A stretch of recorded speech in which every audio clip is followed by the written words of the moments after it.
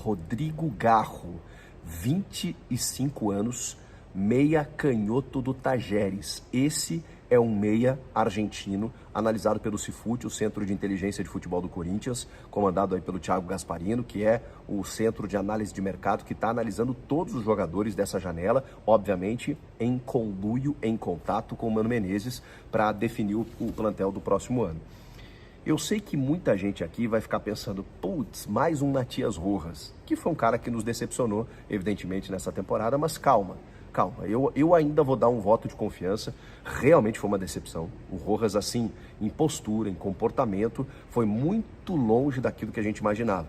Um meia canhoto também, paraguaio, que teve bom destaque no Racing, fez alguns golaços de fora da área, bate muito bem na bola, mas um jogador indolente, né? Pelo menos ele se mostrou nesse início de passagem pelo Corinthians. Pode ser que depois de uma pré-temporada, depois de uma readaptação, com o clube também desenvolvendo outras maneiras, metodologias, conversas, né? Porque eu acho que também falta um pouco o dirigente encostar e dizer, irmão, tá faltando alguma coisa, né? Você tem que entender o que é esse clube, toma esse livrinho aqui, sabe quem é o Sócrates e tudo mais, essas coisas, assim. Eu acho que faltou um pouco disso. O Rojas chegou em meia temporada, num ano completamente turbulento e não desenvolveu. Então, é óbvio que eu coloco na conta do jogador, que não correspondeu, mas eu também preciso entender o contexto. E por isso eu espero mais uma temporada. E aí, se não rolar, não rolou, né, gente? A gente sabe que alguns jogadores demoram um pouco para desabrochar, e tomara que o Matias Rojas consiga. Mas o assunto nem era ele.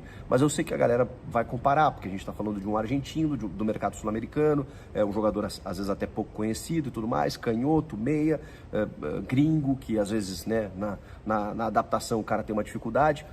Eu vejo diferente, assim, até pela característica. O Rojas é um jogador mais cadenciador. Ele bate muito bem na bola, ele puxa ela, ele vem de trás e consegue dar uma assistência, consegue dar uma finalização e tudo mais. O Rodrigo Garro, é muito habilidoso. Ele é mais um meia atacante, mas ele também faz a armação, ele também vem de trás, só que ele é mais individualista, ele é mais técnico. Ele faz o jogo associativo, mas ele faz mais a jogada pessoal. Então ele é um cara do drible. Ele é um cara que vai, ele cai pelos lados, ele centraliza, ele busca alguns passes, ele pisa na área, ele faz gols, ele cobra faltas. Achei um jogador mais completo. Muito interessante o Rodrigo Garro e, obviamente, né, como o Corinthians está se baseando em contratações com todo o seu centro de análise de dados, então a gente imagina que o scout dele seja muito bom. E não só de uma temporada, tá? Ele tem até em 44 jogos 9 gols e 8 assistências. Perdão, o contrário, 8 gols e 9 assistências. 17 participações em gols, mais ou menos a metade do número de jogos, ou seja, a cada 2 partidas, dá para dizer assim, ele participa de um gol do seu time, do Tajeres, que, como eu disse, ele tem contrato até dezembro de 2026, mas já topou conversar com o Corinthians. Essa apuração, inclusive, foi da ESPN, que em contato com o clube de Córdoba lá, os caras falaram que, olha, pode chegar a proposta aí que a gente negocia. A gente sabe como os clubes argentinos, eles estão quebrados, né? Eles têm dificuldades financeiras e eles revelam jogadores para isso mesmo, para vender para o futebol brasileiro ou para fora do país, né? Para fora do continente, para o continente europeu especialmente. Então, a gente sabe como isso funciona. E o Corinthians pode realmente fazer uma proposta. Ainda não aconteceu e não há nenhuma previsão de valores nesse sentido, mas o Corinthians está gastando, a gente sabe. A gente falou desse jogador, que está sendo, por enquanto, observado. Se avançar, eu trago novidades aqui para você. E também da outra informação do Samir, né, que ela é um pouco mais antiga, de uma possível troca do Thiago Maia pelo Fausto Vera. Pois bem, a imprensa do Rio hoje começou a trabalhar esse assunto e dizer que os dois clubes estão conversando a respeito disso. Na verdade, o Fausto Vera, a gente já tinha falado aqui, ele sempre foi utilizado, está sendo pelo menos, como uma moeda de troca. Inclusive na questão Gabigol, se falou lá que o Fausto Vera poderia ser utilizado no negócio. O Rubão, que é o diretor esportivo do Corinthians, que ainda nem assumiu, negou a situação do Fausto Vera. Mas a gente sabe que o Flamengo quer o Fausto Vera. Então, o Corinthians ganhou aí um grande poder de barganha, né? Tendo no Fausto Vera um grande ativo, não fez um bom ano, eu acho bom jogador ainda, tá? Mas aí você tem a possibilidade de fazer algum outro negócio. O Moscardinho realmente está indo embora, está indo viajar para a França, para Paris, para fazer exames médicos e ser anunciado e confirmado pelo Paris Saint-Germain. Então o Corinthians precisa de um jogador para essa função. Convenhamos que não é o Ranieri, né? O Ranieri vai vir para grupo, pode buscar sua titularidade, o jogador do Cuiabá pode, enfim, conquistar o seu espaço, mas ele inicialmente não vem para ser titular absoluto. Então, o Corinthians está indo no mercado. E o Thiago Maia, a gente já falou sobre ele também, está encerrando um ciclo lá no Flamengo, o Flamengo está liberando alguns jogadores, está tentando renovar, o Tite está montando um novo elenco e tal, e o Thiago Maia está meio que, assim, sem muito cartaz com a torcida e com a comissão técnica atual. E eu acho um baita jogador, gente. Eu acho um jogador interessante. Eu até me pergunto, de verdade, tá? Me pergunto se na troca Fausto Vera ou Thiago Maia, se o Corinthians sai ganhando com isso. Porque eu considero o Fausto um bom jogador. Mas é inegável que ele não teve um bom ano, uma boa temporada. Agora, o Thiago é jovem também. O Thiago teve uma passagem na Europa, foi revelado no Santos. É um volante canhoto, que tem a marcação, mas ele tem a construção também.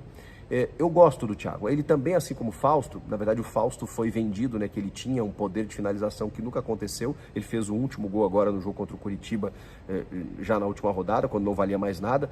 Mas o Thiago também não é um fazedor de gols. Ele é um volante construtor, ele tem capacidade disso, mas ele não é um cara que pisa na área tanto assim.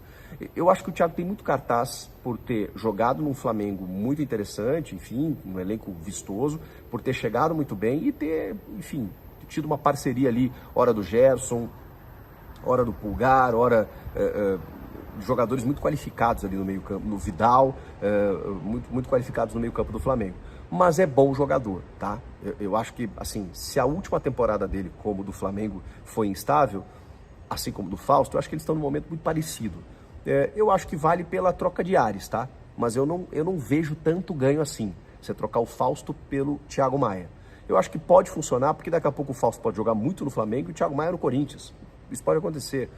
E se eles ficarem nos seus clubes, eles já têm aquele ranço, né? Aquela marca de não ter tido uma temporada tão boa. Então, eu acho que a troca pode ser boa nesse sentido.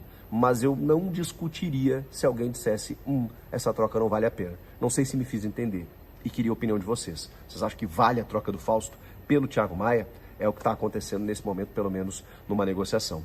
E o clube está avançando, está muito próximo de anunciar o Félix Torres mesmo, aí sim, baita contratação, o zagueiro equatoriano de 26 anos, que disputou a Copa do Mundo, titularíssimo, está no Santos Laguna.